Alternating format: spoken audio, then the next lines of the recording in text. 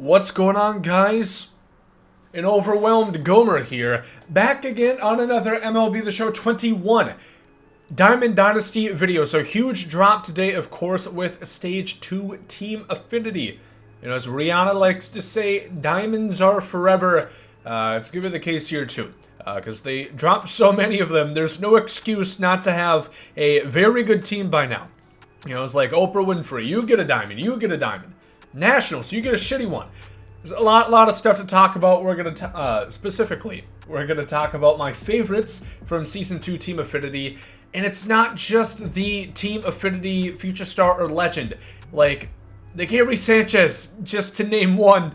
Good Christ, there's a lot to talk about, as I've said 3 times, so you know I'm telling the truth. Leave a like down below, as always, definitely appreciate it. Subscribe if you guys are new to the channel, would really appreciate that. And that being said, let's get on to what I have to talk about so much. So, we're going to start off with the AL East, the AL Beast. Like I said, this Gary Sanchez, we got to go kind of quick here, so well, if we didn't misclick twice, that would be speed running, getting Gomer to the correct side. 114, 120 power.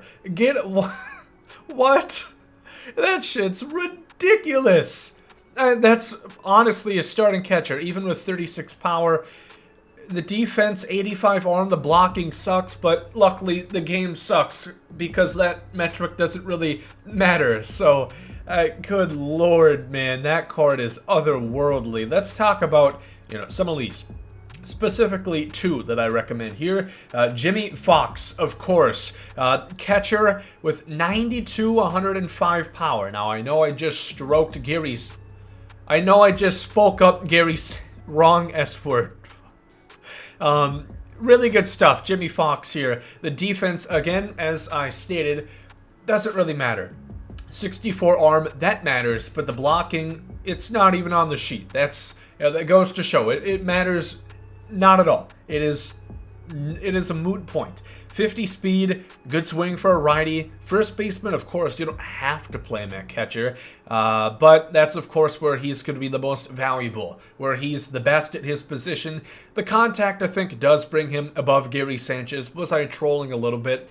Somewhat. On legend difficulty, yeah, Jimmy Fox will definitely be better, but who's going to get more cheap home runs on All-Star? You be the judge. Get it, judge cheap home runs. Yankee fans are pissed off. Here we have Jordan Groshans. Did I get that right? This card, really good. I know the Trevor Story's better than him, but he is still really good. Not everybody can afford that Trevor Story. 102, 100 contact, 92, 86 power, good vision, good speed, great defense. 82, it's going to drop down to silver at third base up until you get him P4. I'm not going to do the math. That's for you to do. 92 arm strength. No math needed. That is going to be damn good no matter where he's at shortstop, third base, or pitcher for that matter.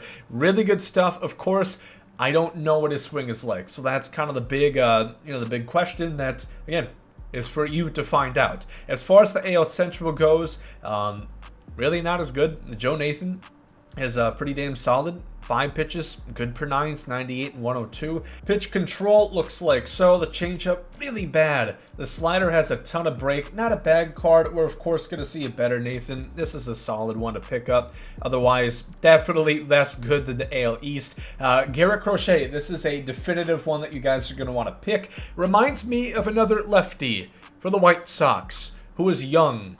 But this guy doesn't cut up jerseys because he doesn't like the way he looks in them. Garrett Crochet, Chris Sale, if you didn't know. Pretty similar pitch mix as well.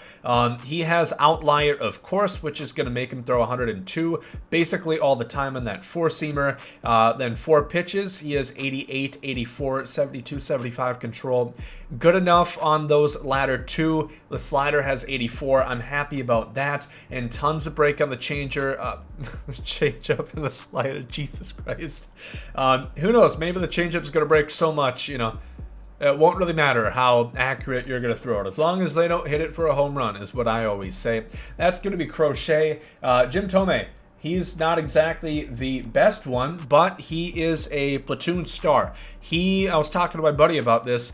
Nobody's going to be better than him all year unless you get somebody with the exact same stats with speed, which is a tough task. 119, 125 is amazing. I'm acting like you have to platoon him. That's not even the case. He's essentially David Ortiz, minus 10 speed and minus 25 contact against lefties. That's essentially this card, which is pretty damn good, and he is going to be free if you just play Showdown. So that's the AL Central ones that I recommend. Talking about the AL West, I think this one is a more stacked one. Let's talk about these cards here. None of them are wildly crazy like the Buners. Okay, the Leclerc is actually pretty good. 5 pitches, a splitter, and a changeup. Not the best 5 pitches, but 5 pitches regardless. The Doolittle's all right as well. Talking about the meat low, Roy Oswalt. This one, pretty good. The hit 9 is a little low. Could be a little better, but the BB9 is really good. I'm going to stop talking with this infliction. 5 pitches, sinker 12-6. Really good stuff. The sinker and the 4-seam separated by a couple miles an hour. That's not bad. The 12-6, separated by like 30 miles an hour. Really good stuff there. In terms of control, great on everything with the changeup. In terms of break, great on about everything. Oswalt is one you definitely want. This is kind of an honorable mention. Torrey Hunter's cool. 117-94 against lefties. Decent against righties. Really good defensively, except for arm strength at 75, but he has a diamond shield everywhere in the outfield off rip with 73 speed. Not a bad swing, just kind of threw him in here. Then Sam Huff, pretty damn good. 105, 102 power, respectively. 80, 91 contact, 54 vision. What'd you expect? 90 arm, 80 block. Again, best 2 are the most important 2. 56 speed as well. Pretty good catcher. I think Jimmy Fox is still a bit better. But yeah, not a bad card at all. You're not going to go wrong with Sam Huff. Again, maybe he has a monstrosely glitchy swing. Who knows? We're going to have to wait and see. As far as these, none of them really. The Edward Cabrera is fantastic, as I said in a previous video. 6-0 if you went on Atkins. I think this card's pretty damn good. He kind of looks like 6-2 a little bit too, with the dreads at least. Really good per 9s. 101, 97, 74, BB9. The pitches you want, nothing that you don't. He's going to have good control. Even the changeup, pretty good. As long as you have 75 plus, I'm comfortable. I'll find solace in that pitch, and great break on the pitches that matter the most. So this Edward Cabrera is fantastic. What else is there to say, really? Ronnie Mauricio, pretty damn good. Another really good shortstop option. 95, 96 against righties. 89, 82 against lefties. Can't go wrong. Little slower than Groshans. A little bit better defensively than Groshans. One of the 2, as I always say. It can't be wrong. 95 arms unless it's a third option that wasn't considered. 95 arm, 88 fielding. I think this is better than Jordan, for sure. Better than the Blue Jays shortstop. Cliff Lee, where do I even start? 88, 103, 99. What? Look at this shit, man. What? Sinker, cutter, circle, changeup, knuckle, curve, 4-seam. I'll say the circle, changeup, bit of a learning curve through using guys such as Tom Glavine, where it's really slow on the windup, impossibly fast. You're going to fuck up at least once you go into the stretch, but you'll get used to it, maybe. Again, maybe it'll only take you 1 pitch to get back into the pinpoint of things, but really good stuff. I mean, I like sliders, but the cutter's really good, and it has enough break. 75, that's solid. 99 break of the 4-seam, lot on the sinker, lot on the curveball, and he has 99 control. Finally, you're going to feel comfortable, maybe, about throwing that curveball with the pitcher. Cliff Lee's going to be the guy to do so. I love that a lot. I mean, if there's another pitcher, well, You guys don't need to see Gomer, do you?